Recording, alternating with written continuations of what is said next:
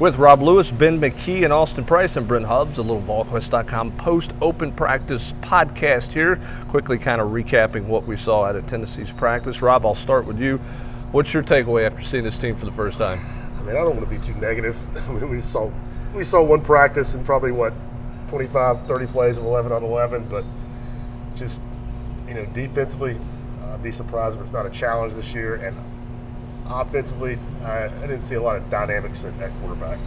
It's interesting being the quarterback. We were talking about that, the quarterback situation, from the standpoint of when Brian Maurer's rolling right, there's moments where you go, wow, this guy can really play. And then there's other times where he makes a decision and you go, you can't line up and win with that. And I think that's the challenge that you have with a guy like him, and that's the challenge of what this staff is trying to figure out at quarterback right now.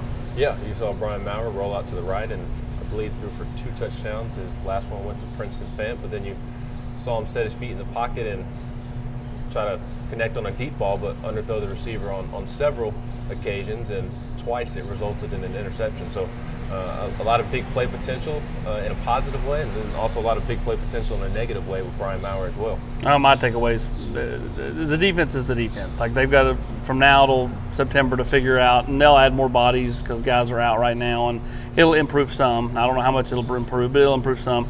Offensively, though, Hendon Hooker's your quarterback. I would be shocked if he's not. It's almost like the way Jack Nicklaus approached the majors, Brent. Like, you sit back, you don't make mistakes, and you wait on everybody else just to, make mistakes, and you take over. I mean, I thought Harrison Bailey clearly wasn't running with any of the top players today. When he was in there, it was a lot of backup, so he seems to be down the list right now. And then Brian Maurer's not going to be your quarterback either. As much as he flashes, he'll have the other team's band playing, as Philip Fulmer would say, more times than not. And so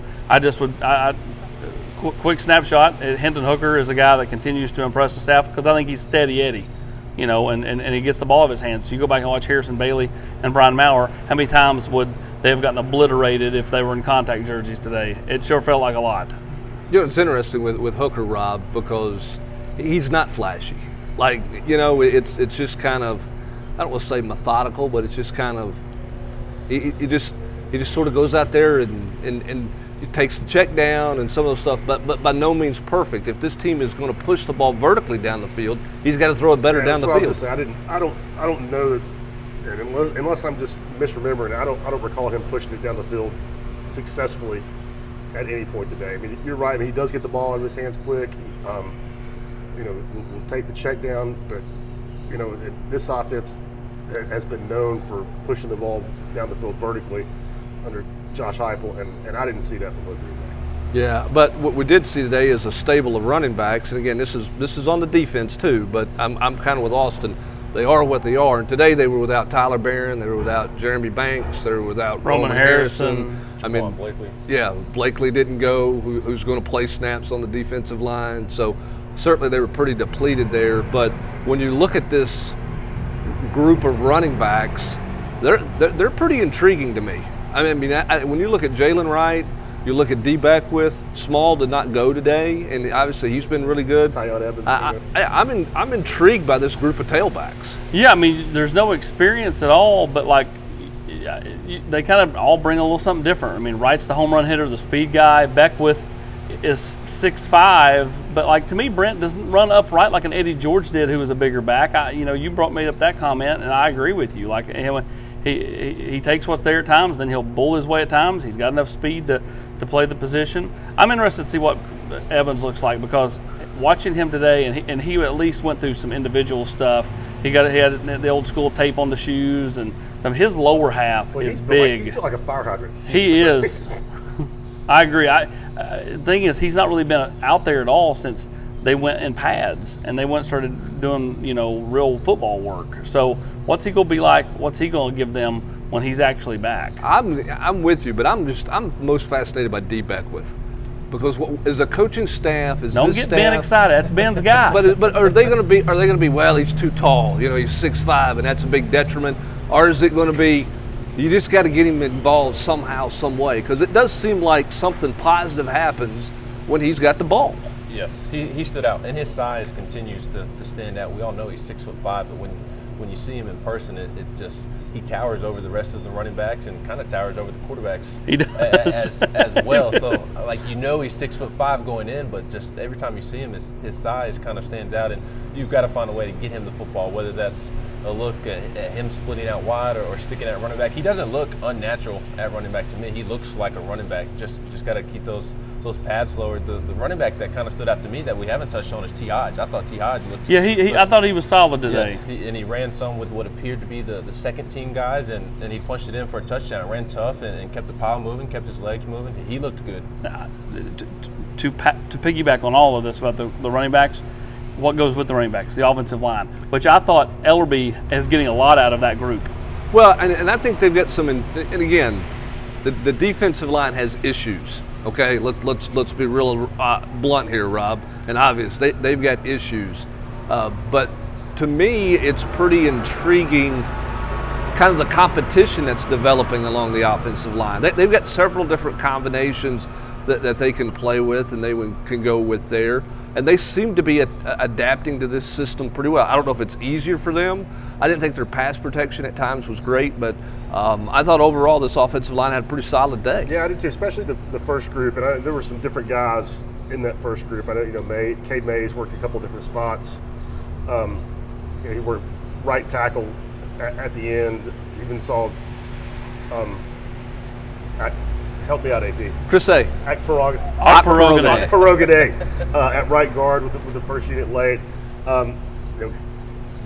Davis, is that the left tackle? Is that what they do there? Yeah, Dane Davis. I think right now they're still toying with things. I think they're trying to see what they have out of him. Spraggins and Carvin both at guard. Cooper seems like he's pretty locked in at center. He does seem locked in at center. Cade's going to start somewhere. He's going to start somewhere. To me, I think it's wherever they feel like they're the weakest is where Cade will play. Yeah, and so is that going to be Darnell Wright at right tackle and Cade somewhere else? Is that going to be K'Ron Calvert, who got opportunities today? K'Ron's got to play faster. I think that's something we all noted. Healthy too. Yeah, he's got to stay healthy. He stays seemingly banged up.